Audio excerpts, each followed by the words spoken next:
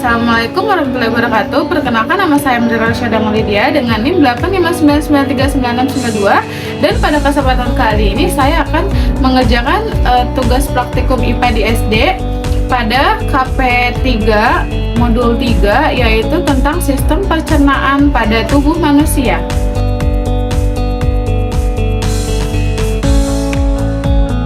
Berikutnya di sini bisa dilihat ada gambar yang dimana tertera sistem pencernaan pada tubuh manusia, dimulai dari mulut, lalu ada kerongkongan, lalu ada lambung, usus halus, usus besar, dan anus atau rektum.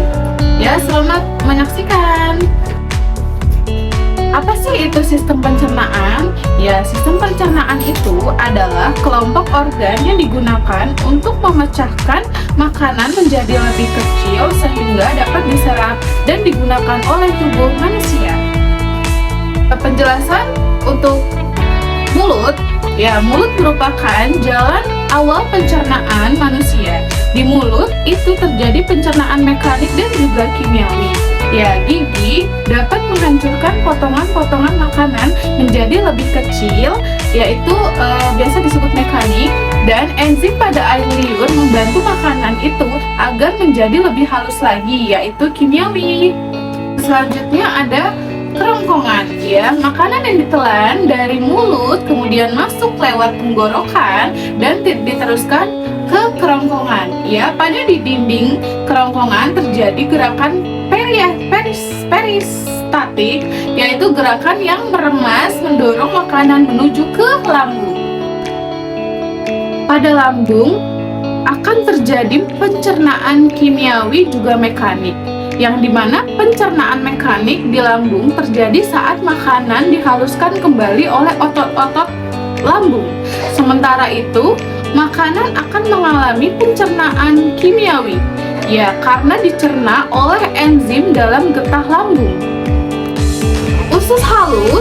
Usus halus itu merupakan organ pencernaan yang terletak di antara lambung dan juga usus besar. Ya, bentuknya berupa saluran dengan panjang 670 cm hingga 760 cm. Ya, nutrisi dan makanan yang sudah dihaluskan lewat lambung akan diserap oleh usus halus. Usus besar, ya, dari usus halus sisa makanan yang tidak bisa dicerna dan diserap oleh tubuh lalu akan diteruskan ke usus besar. Ini karena usus besar itu berfungsi sebagai membusukkan sisa makanan dan mengubah menjadi feses, ya, dengan dibantu oleh bakteri Escherichia coli. Selanjutnya ada anus rektum. Sebelum feses dikeluarkan dari tubuh melalui anus, feses akan disimpan terlebih dahulu pada rektum, ya, di mana rektum ini akan mensensor dan mengirim sinyal kepada otak untuk memutuskan apakah feses ini perlu dikeluarkan ataupun tidak. Ya, lalu jika feses harus dikeluarkan, maka anus akan berfungsi sebagai tempat untuk membuang feses atau zat makanan tersebut. Ya, selanjutnya yaitu ada kesimpulan. Ya, berdasarkan pengamatan atau yang sudah saya observasi terlebih dahulu, dapat disimpulkan bahwa sistem pencernaan manusia itu adalah suatu sistem kompleks yang terdiri dari serangkaian organ yang bekerja secara terkoordinasi untuk memproses makanan menjadi energi dan nutrisi yang akan diserap oleh tubuh kita.